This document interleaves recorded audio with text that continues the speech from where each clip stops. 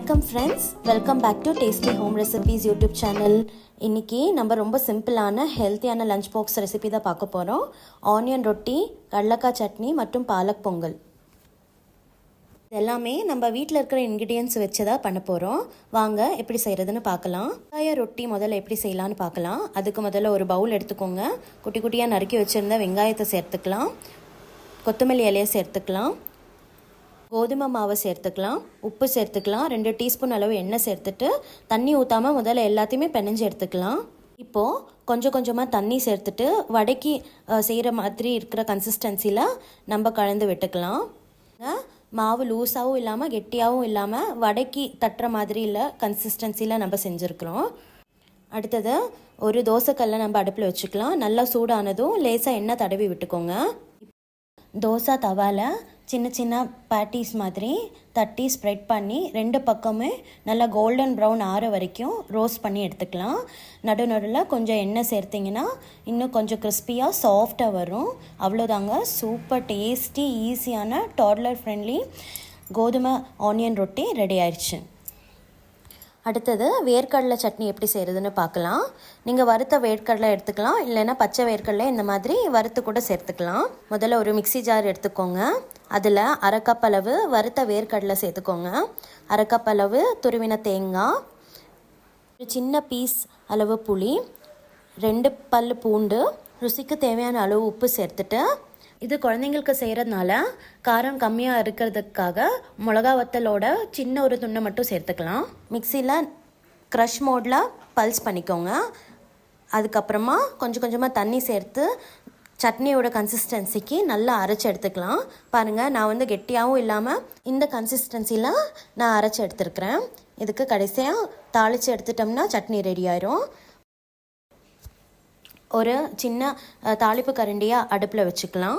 1 teaspoon அளவு எண்ணெய் சேர்த்துட்டு எண்ணெய் காஞ்சதும் கடுகு, கருவேப்பிலை, ஒரு வரமிளகா போட்டு தாளிச்சிட்டு இந்த சட்னியில் மிக்ஸ் பண்ணிட்டீங்கன்னா க்ரீமியான வேர்க்கடலை சட்னி ரெடி ஆயிடுச்சு. குழந்தைங்களுக்கு ரொம்ப பிடிக்கக்கூடிய ஒரு ரெசிபி இது.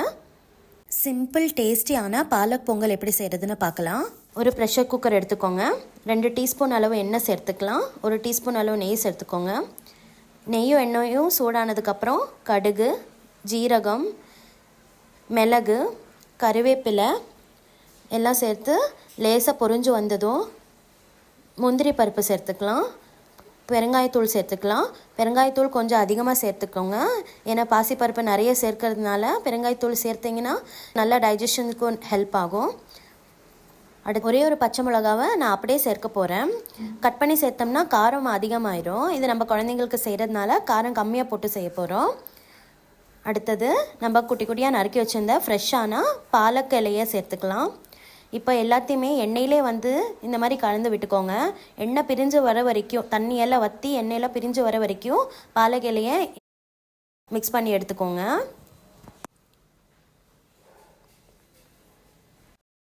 இப்போது கொஞ்சமாக மஞ்சத்தூள், ருசிக்கு தேவையான அளவு உப்பு சேர்த்துக்கோங்க.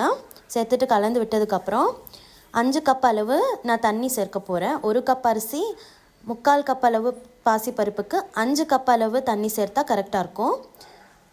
தண்ணி சேர்த்து நல்லா கொதிக்கட்டும். கொதி வந்ததும் அரிசியும் பருப்பையும் சேர்த்துக்கோங்க. சேர்த்து ப்ரெஷர் குக்கரோட மூடி மூடி வச்சுட்டு 3 விசில் வர வரைக்கும் நல்லா வேக வச்சதுக்கப்புறம் சிம்மில் ஒரு 5 நிமிஷம் வேக வச்சுக்கோங்க.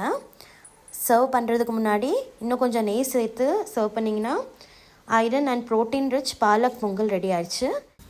டடா! இன்றைக்கி நம்ம super tasty toddler plate ready ஆயிடுச்சு. சாஃப்ட் ஆனியன் ரொட்டி, வேர்க்கடலை சட்னி அண்ட் க்ரீன் பாலக் பொங்கல். ரொம்ப சாஃப்டாக இருக்கும், ஹெல்த்தியாகவும் இருக்கும். குட்டி பசங்களுக்கு ரொம்ப பிடிக்கும். நீங்களும் ட்ரை பண்ணுங்கள். உங்கள் குட்டிக்கு பிடிச்சிருந்ததுன்னா காமெண்ட் செக்ஷனில் சொல்லுங்கள். இதே மாதிரி இன்னும் நிறையா ஹெல்த்தி ரெசிபீஸ் பார்க்குறதுக்காக டேஸ்டி ஹோம் ரெசிபீஸ் சேனலுக்கு சப்ஸ்கிரைப் பண்ணுங்கள். நெக்ஸ்ட் வீடியோவில் இன்னும் குட்டி பசங்க ஃபேவரட் ரெசிபீஸோடு சந்திப்போம். பாய், டேக் கேர்.